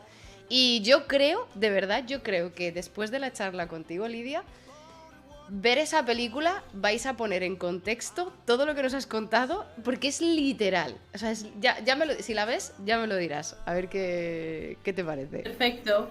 Pues sí, la voy a ver y seguro, igual para mis PowerPoints puedo utilizar esas imágenes, que además eso me pasa, y esto es muy triste. Todos mis compañeros trabajan con animales bonitos, los muflones, los canguros, los pollitos de golondrina, las focas, todos ponen fotos bonitas de sus animales y yo no puedo poner fotos de animales bonitos. Vas a utilizar, porque los decorados de esa película es, pues eso, decorados del 54. Y algunos decorados son... Pero cuando explicas que estaban aislados por la nieve... Hay una imagen que van con un carro paseando por un desfiladero que se colapsa con la nieve. O sea, literal. Entonces Perfecto. Es como, ¿cómo vas tú a ir a la ciudad con esto colapsado? No puedes ir. Ahí está. Pues mira, definitivamente lo voy a poder utilizar. Qué guay. Muchas gracias por la recomendación. Bueno, gracias a ti por estar aquí más de 2 horas charlando. Mira, hay un comentario en el chat que dice: en mis tiempos la ponían cada año en la tele, solo había un canal.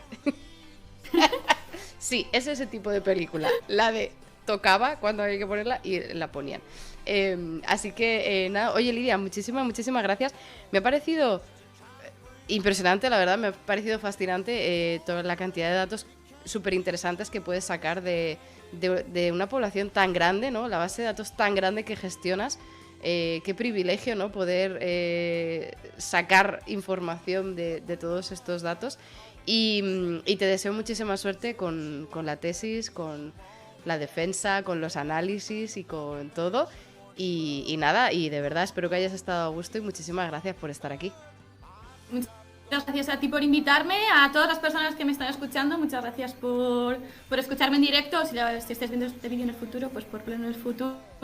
Y nada, que os han dejado por ahí los links donde podéis contactarme, escribidme, o sea, si tenéis más preguntas, estoy disponible y estoy encantada de daros la chapa.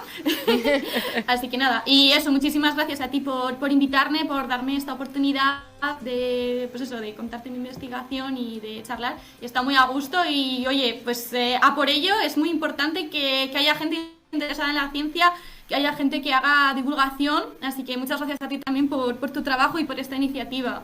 Nada, yo lo hago porque, pues eso, gente como tú que dice, venga, voy a contarte yo mi movida durante 3 horas o 2 horas, es lo importante. Yo aquí sola tampoco podría hacer mucho, pero con gente como tú es un placer. Así que estamos en contacto, Lidia. Ya sabes, se lo digo a todo el mundo, pero obviamente a ti también, y lo pienso de verdad. Si en un futuro sacas un paper de todo esto, lo que nos has contado, nos encantaría echarle un vistazo. Así que si en un futuro tienes el link y nos lo compartes, podremos verlo y decir, Ana, mira, ahí están los datos de Lidia. Esas son las poblaciones que ella nos contaba. Cuenta con ello y espero que sea más pronto que tarde. Eso es, te deseamos que sea más pronto que tarde. Estamos en contacto, Lidia. Un besazo. Vale, muchas gracias. Chao, Un beso. chao. Adiós, muchas gracias a todos. Oye, un aplauso, gente.